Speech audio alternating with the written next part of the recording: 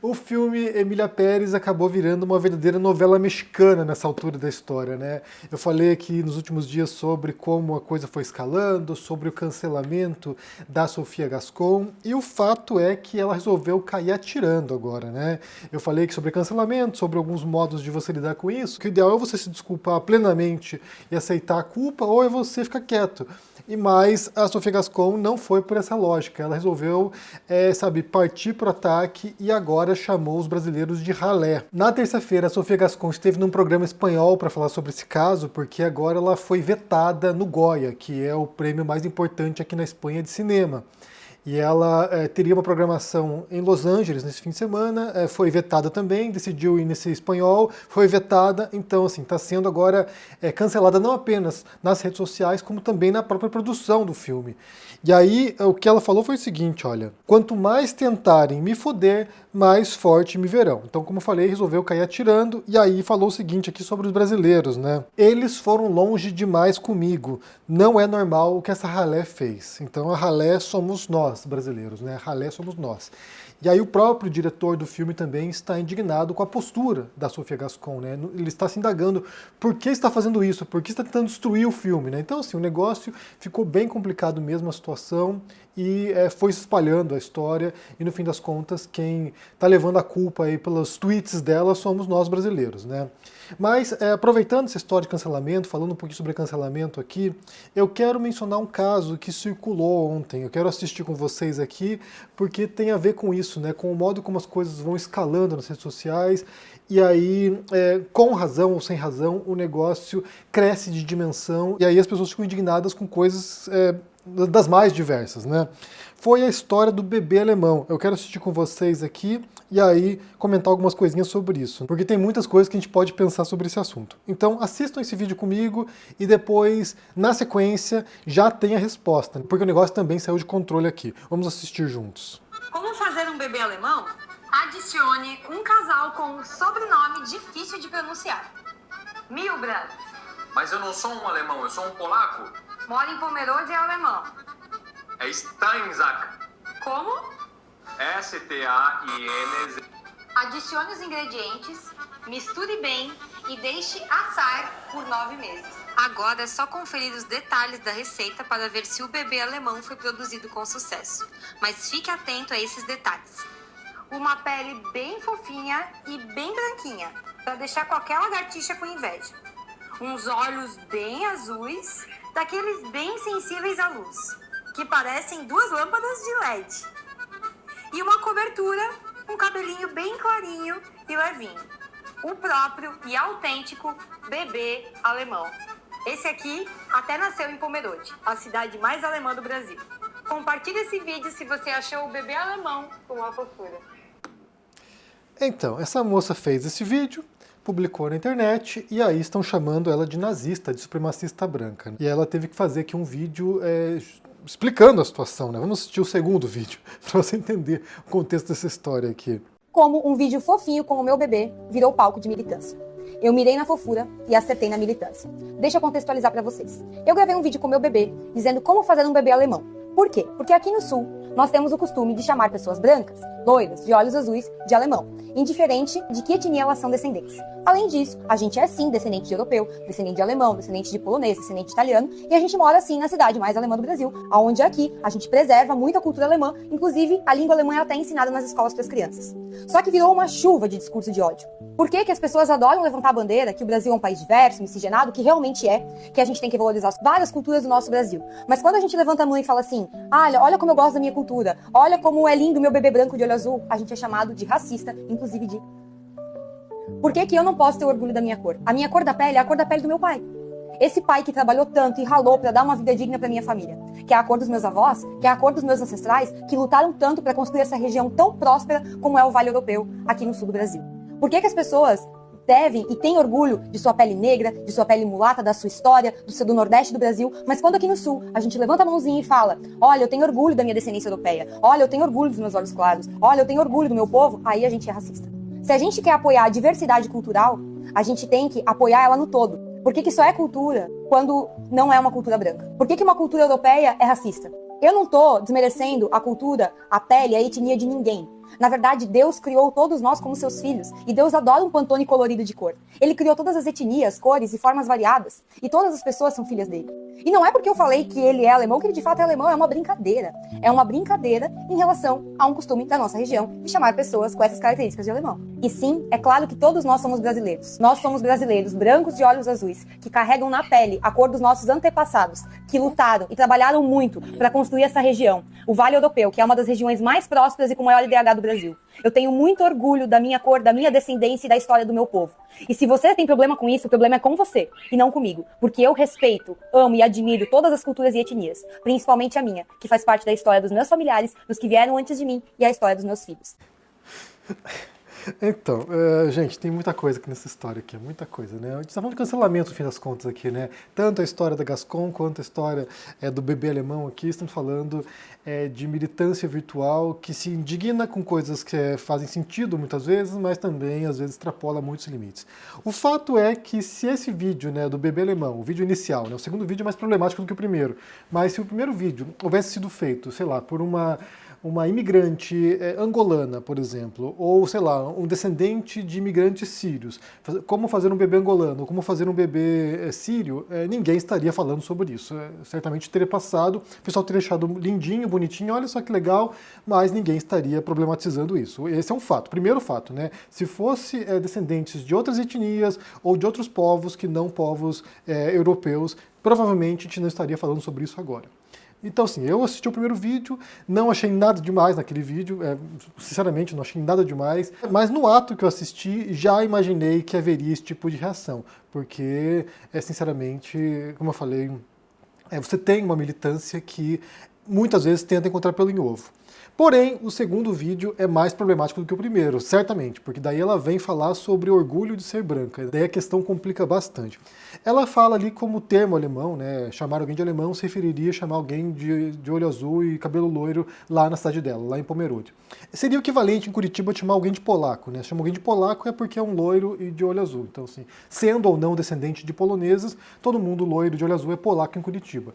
Mas ela fala aqui sobre como ela não tentou desqualificar nenhuma etnia, de fato não fez isso, né, quando falou sobre o bebê alemão, ali não falou nada sobre isso, não estava tentando diminuir nenhuma outra etnia naquele vídeo, em particular, pelo menos. Aqui estou me atendo a 2 vídeos em particulares, porque eu não acompanho o conteúdo dessa moça, então não sei o que ela fala em outros vídeos, mas nesses vídeos em particular, não desqualificou nenhuma outra etnia, não está tentando diminuir ninguém, só está falando do filho dela, do bebê dela, da família dela, da etnia dela, e não me pareceu que fosse no intuito de diminuir ninguém, sobre ter orgulho de ser branca e ter orgulho das raízes dela. É aí que entra o ponto mais problemático, né? Porque aí você associa, eu não imagino que seja a intenção dela, mas aí associa com o ideal de supremacia branca, que é o ideal de ter orgulho de ser branco, né? Que é um discurso que perpassa gerações e gerações em diferentes países, na Europa, mas também de descendentes fora, de que seria uma raça superior. Não é o que ela está dizendo nesse vídeo aqui, mas esse tipo de discurso de orgulho branco é o que passa a impressão. Se alinha com essa ideia, que é uma ideia histórica eugenista. Mas vamos no outro aspecto, né? Que é de você ter orgulho de seus ancestrais.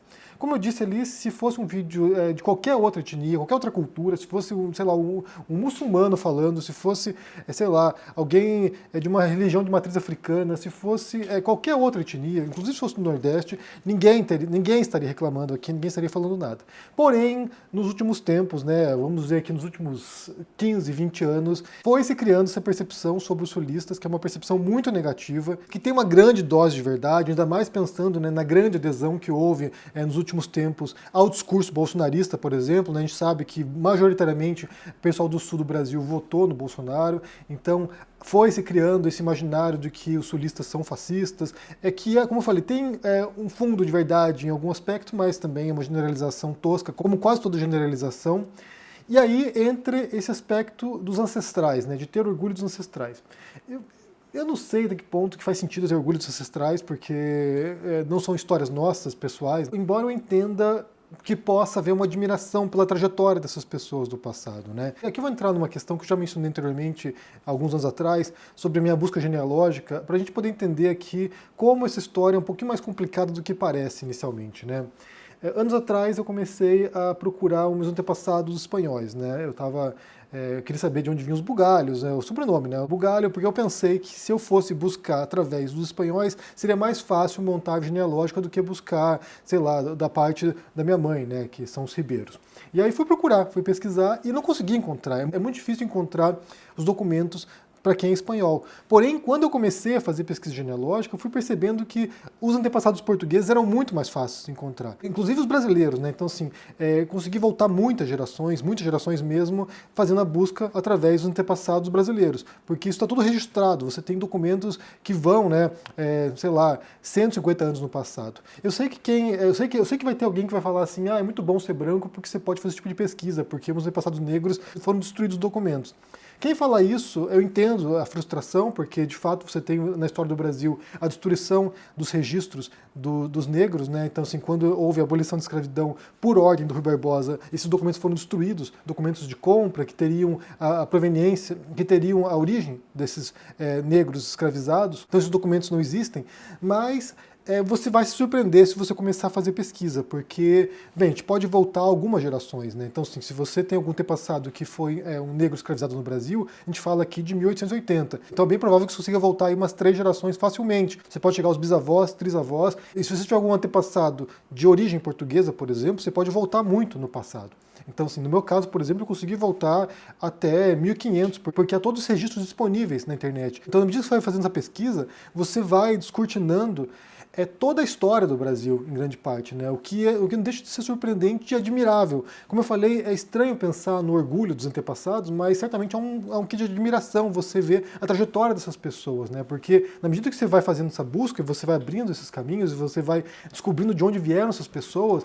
Então, por exemplo, no meu caso, né, nessa busca, tinha essa parte espanhola que eu tive que buscar manualmente depois, não foi pela internet, eu tive que mandar carta, eu tive que pedir esses registros para os registros civis aqui da Espanha. Então, assim, foi bem mais complicado fazer a busca dos espanhóis, porque isso não está disponível na internet, mas dos brasileiros e portugueses você vai encontrando a história dessas pessoas e como elas chegaram no Brasil e como elas foram se mudando e o caminho que elas fizeram pelo Brasil, né? Então você vai retornando no passado e vai vendo a história dos migrantes, né, internos que foram de São Paulo e Minas Gerais para o Paraná, e aí quem são essas pessoas, de onde elas vieram. Então os açorianos, os portugueses, os lavradores do norte de Portugal, os pescadores de Portugal. Você vai descobrir, por exemplo, no meu caso, né, a origem morisca, né, os casamentos que houve com povos do norte da África, os cristãos novos que foram expulsos de Portugal, né, os sefarditas, judeus sefarditas que foram expulsos pela Inquisição de Portugal e foram para o Brasil. Então há várias vertentes da minha genealógica de judeus que foram expulsos de Portugal.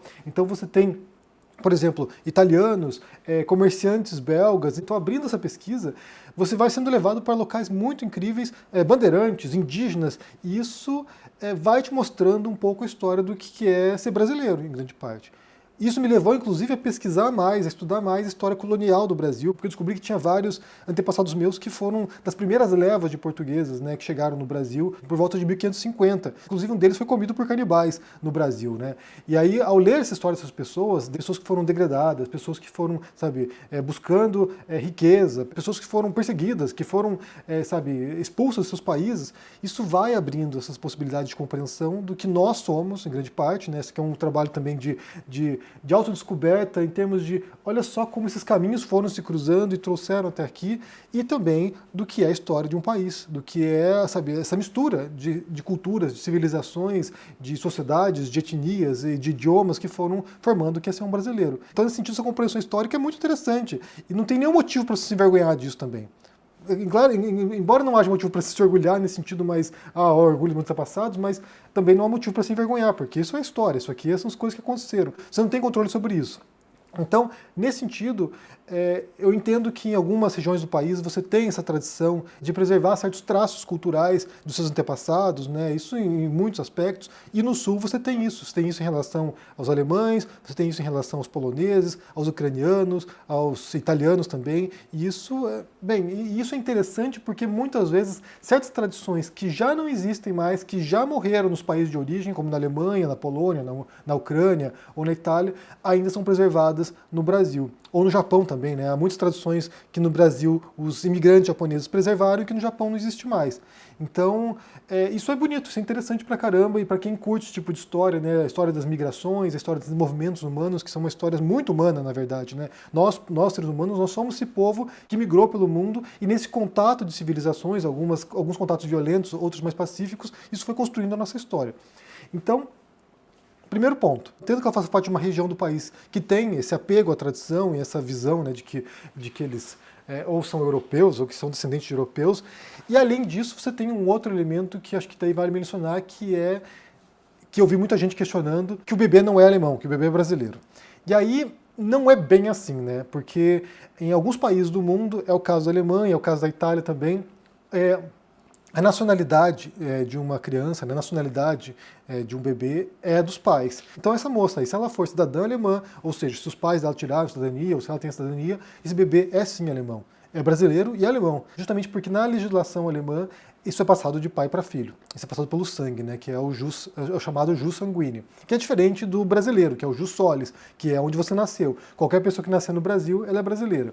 Então, é um bebê alemão. Se ela for alemã, é de fato um bebê alemão, vocês gostando ou não desse fato, né? Ou seja, se ele for morar na Alemanha, será visto, com outros olhos possivelmente, será visto como um latino-americano com nacionalidade alemã, mas no documento, no papel, talvez seja alemão sim.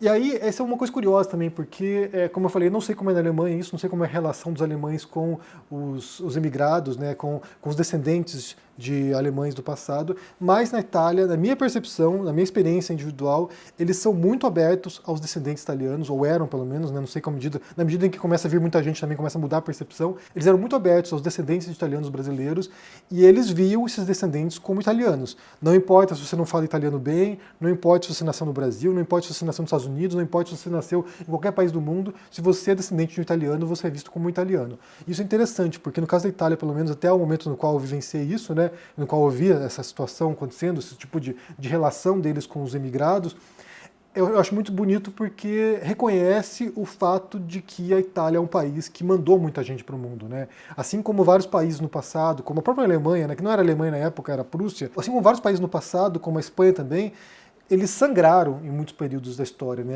A população teve que ir embora. No caso da Espanha, por exemplo, muita gente teve que emigrar durante a Guerra Civil Espanhola e depois durante o regime franquista. Então, assim, centenas de milhares de espanhóis foram embora da Espanha porque não queriam morrer, não queriam ser perseguidos por causa da pobreza. Então, reconhecer isso, no caso da Itália pelo menos, reconhecer esse fato, né, de que milhões de italianos foram embora e que essas pessoas, embora tenham perdido o vínculo com o país, ainda são italianas porque são descendentes e são vistas como tal e eram recebidos como tal, me parece, sabe, esse ato de gratidão de reconhecer que no passado os seus antepassados tiveram que ir embora, muitos deles, né? Alguns deles tiveram que embarcar e tentar a vida em outro país porque lá não era possível mais. E essa era uma das histórias que eu queria conhecer sobre meus antepassados também. E aí, ao pesquisar sobre minha linhagem dos bugalhos, né, eu fui descobrir que o meu bisavô, por exemplo, que era por parte paterna, né, o meu bisavô, que era o Roster Bugalho, ele viajou pra caramba. A gente está falando aqui de 1915, 1916, e ele foi para os Estados Unidos, ele pegou um barco, foi para os Estados Unidos, passou um tempo lá, foi para a Argentina, depois foram para o Brasil. Então, assim, pensar como, no momento que era tão difícil se deslocar, era tão complicado você fazer, né, essas viagens que demoravam semanas no barco, no navio, e ele fazendo essas viagens, é realmente admirável pensar que um lavrador, alguém do interior da Galícia, na Espanha, né, do interior da Galícia, fazendo isso, dá para imaginar, primeiro, qual eram as necessidades que essas pessoas tinham, né, os esforços que eles tinham que fazer para poder deixar seus países, né, abandonar sua família, abandonar seus amigos, para tentar a vida fora, e também a coragem, né, é um misto de coragem e desespero, né, e a coragem para fazer esses empreendimentos, essas viagens, e tentar a vida no local que eles não conhecem, né, que eles não tinham a menor ideia. E em alguns casos, por exemplo, no caso de imigrantes, eles foram para regiões que não tinha nada, não tinha a menor infraestrutura e tiveram que começar do zero a construir suas colônias. Então, é uma história admirável. Negar isso, negar uma parte importante da história brasileira e não reconhecer realmente que o país é composto justamente por esse contato de culturas e de relações entre essas culturas, né? Porque o que aconteceu no Brasil, que acho que é o mais surpreendente também, que não aconteceu em outros países, como os Estados Unidos, por exemplo, no qual você tem esses guetos, né, de culturas, você tem o gueto italiano, tem o gueto polonês, tem o gueto ucraniano. No Brasil, o que aconteceu foi que essas culturas se mesclaram. Então, assim, descendentes de italianos casaram com descendentes de alemães, que casaram com descendentes de poloneses, e foram se mesclando e foram virando esse caldeirão de culturas que é o Brasil. Então, nesse sentido aqui, eu acho que a fala dela, ela é acertada em certo ponto, nesse sentido de que, bem, isso é o Brasil. Você tem regiões do país no qual você tem majoritariamente descendentes de europeus que chegaram, nos últimos 150 anos no país. E que não há o menor problema em tentar preservar essas tradições, preservar o idioma, preservar a cultura, preservar a comida, preservar, os ritos desses povos. Não há nenhum problema fazer isso. Porém, quando ela fala de orgulho, de ter orgulho da pele dela, daí, como eu falei, isso aqui pega pra caramba, porque isso aqui fala, né, diretamente com uma tradição que existe de descendentes de imigrantes europeus, de uma tradição de supremacia branca. Então, nesse sentido, pega bastante, e aí soa muito mal isso. E aí, uma outra coisa que eu vi as pessoas criticando também é a coroa de flores dela, né? Como se fosse uma coisa fascista isso. E na verdade não é. Na verdade, é uma tradição que existe no sul da Alemanha, norte da Suíça e norte da Áustria, que é uma tradição que existe desde o século XIX. Na verdade, quem se apropriou disso, né, dessas coroas de flores, e transformou num símbolo nazista foi o próprio nazismo. Que o Hitler fazia isso. O Hitler pegava símbolos diferentes, tanto da cultura alemã quanto de outras civilizações, reembalava isso na propaganda nazista e transformava isso em símbolos nazistas. A própria suástica, né? A suástica é um símbolo hindu de boa sorte, que o nazismo se apropria disso e transforma num símbolo nazista. Hoje em dia, se botar uma suástica em algum lugar, está propagando um símbolo que foi readaptado pelo nazismo e que contaminou esse símbolo. Mas a tradição dos vestuários e da coroa de flores é uma tradição alemã do século XIX, então, nesse sentido aqui, é um tipo de acusação que é você tentar pensar coisas, elementos isolados para tentar, criar uma narrativa, nesse caso aqui, para cancelar uma pessoa, né? Como eu falei, o primeiro vídeo dela é fofinho, bonitinho, não tem nada de errado no primeiro vídeo. O segundo já tem alguns pontos ali que são um pouquinho problemáticos, mas me parece que a militância está o tempo todo também procurando os alvos. Eu falei aqui sobre isso nesses últimos dias, né? Como no caso da Gascon, pega lá, lincha a Gascon, só se está perpetuando porque ela está reagindo, então lincha a Gascon, daí cansa de linchar a pessoa, vai procurar outra pessoa para linchar, vai procurar o bebê alemão para linchar, e depois acabou o bebê alemão, vai procurar outra pessoa para linchar. E aí sempre com os holofotes voltados para quem é o próximo alvo, quem falou merda agora, quem fez merda agora, porque a gente precisa de alguém para fritar publicamente. Porque ao fazer isso, você demonstra virtude também. Olha só como eu sou bom, olha como eu sou puro ideologicamente, olha como eu não cometo erros, olha só como eu não faço merda publicamente. Então, é bem complicado. E a gente entende, né, que a esquerda embarcou nessa onda durante um bom tempo, e a gente falou sobre isso, inclusive, recentemente, né, sobre como aparentemente tem havido um recuo dessas pautas identitárias e como isso tem ficado ridículo, né? Esse tipo de militância tosca e acrítica, porque isso é acrítico, né? É você não parar para pensar, por que ela pode fazer isso aqui? Por que ela não poderia fazer isso aqui? Eu não sei. Por que ela não poderia fazer? Por que um imigrante sírio poderia fazer sem problemas e uma imigrante angolana poderia fazer e ela não pode fazer? Qual o problema? Mas, é claro, você tem que encontrar o alvo, você tem que singularizar alguém, você tem que pegar lá a pessoa que falou uma besteira, uma bobagemzinha, que fez uma coisa que você não gostou e usar isso como um caso exemplar para você fritar a pessoa. Isso não muda nada. Isso não acaba com o racismo, isso não acaba com o discurso de ódio, isso não acaba com a homofobia, isso não acaba com transfobia, isso não acaba com nada. Mas você vai lá e destrói a vida de uma pessoa porque dá uma satisfação, né? Linchar publicamente alguém dá uma satisfação, e isso é uma coisa que o ser humano sempre gostou de fazer, né? De esquartejar pessoas na praça pública.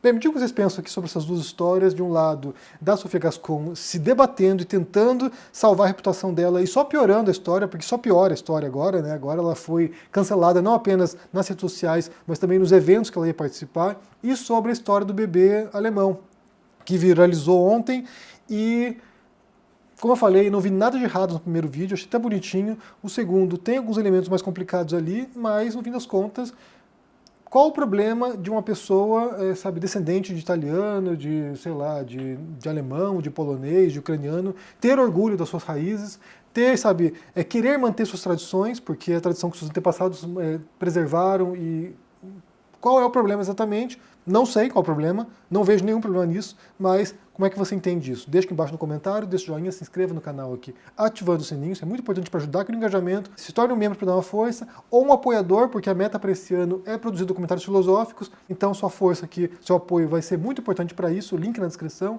se cuide por aí e até mais. Tchau!